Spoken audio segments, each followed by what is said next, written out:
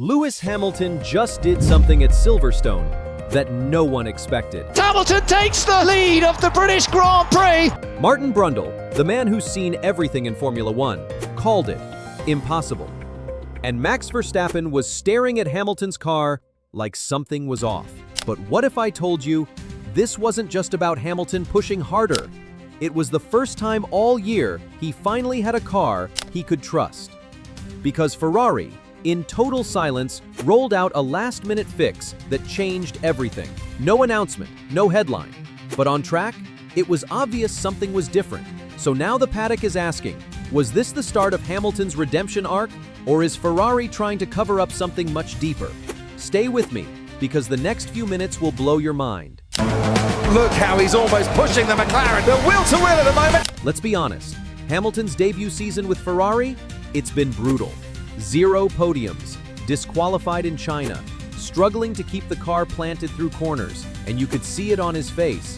He wasn't just frustrated, he looked drained, like someone asking himself, what have I gotten into? The SF25, Ferrari's 2025 Challenger, has been a complete handful. Front-rear axle imbalance, bouncing through medium-speed corners. The car wouldn't stick, it fought, and everyone knew it. Fans saw it, engineers knew it. And Lewis? He felt every miserable second behind the wheel. But behind the chaos, someone was working. Loic Serra, former Mercedes engineer, joined Ferrari without much noise. No hype, no grand promises. But while the headlines focused on strategy blunders and team radio drama, Serra was locked in, quietly fixing a problem no one on the outside could see. Not aero, not upgrades, mechanics. And that is what showed up at Silverstone. From the moment the weekend started, you could feel it. In the free practice, Hamilton looked calm, more in control, more plugged in. Then came quali, and everything changed. In Q2, purple sectors. In Q3, he went all in. Yes, it was a little scrappy. Brundle called it fighting the car. But here's the key. Lewis was pushing because, for once, the car could handle it. He finally trusted the setup. He believed something had clicked. And that moment, that belief, you can't fake that in F1. So what exactly changed? Ferrari rolled out a revised rear suspension, an anti-squat setup. Before this change, the car would lose rear stability under braking, throw off corner entry, completely destabilize Hamilton's rhythm. Now the rear settles. The car holds its line. It actually responds to driver input. For the first time in 2025, Lewis wasn't surviving the car. He was driving it. But hold on, this fix? It's not new. Ferrari knew about this problem in March.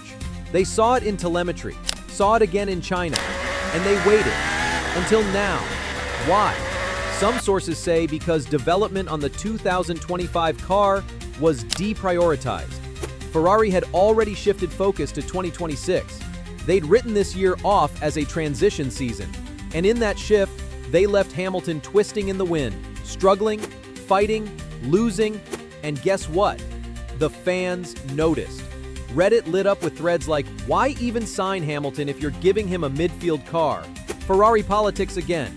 This is sabotage. Some pointed to internal conflict. Others blamed Leclerc favoritism, budget cap manipulation, even theories about contract leverage.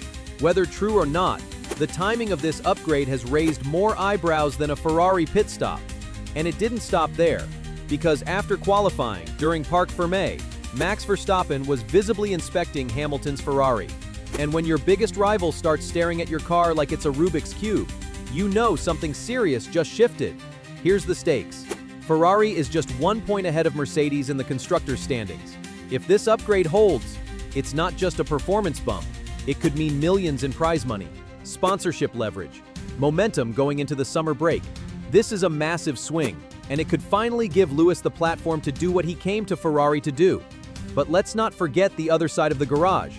Charles Leclerc seems not so thrilled. His qualifying was a mess. He's voiced concerns about the car, and behind the scenes, there are whispers that the setup is now leaning more toward Hamilton's driving style.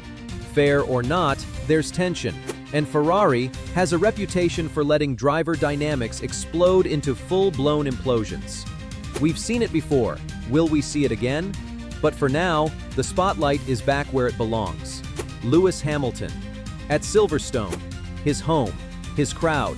Hamilton, fastest in qualifying. And finally, a car that felt like it could actually compete. This wasn't about winning, it was about proving something deeper, that Ferrari listened, that the suffering might finally be over, that the story isn't over yet. Now the big question, is this a breakthrough or just a band-aid? Was this upgrade a one-off fluke? Or is it the first piece of a larger puzzle? Because if it works, Ferrari might salvage 2025 and go into 2026 united, motivated, and dangerous. If it doesn't, this season becomes just another page in Ferrari's long book of what-ifs. The next 72 hours, they'll tell us everything. And if Silverstone delivers the chaos it usually does, we might just look back at this weekend as the moment Ferrari and Hamilton finally stopped surviving and started racing. Subscribe to F1 Fastline News because the next chapter in this story, it's already heating up.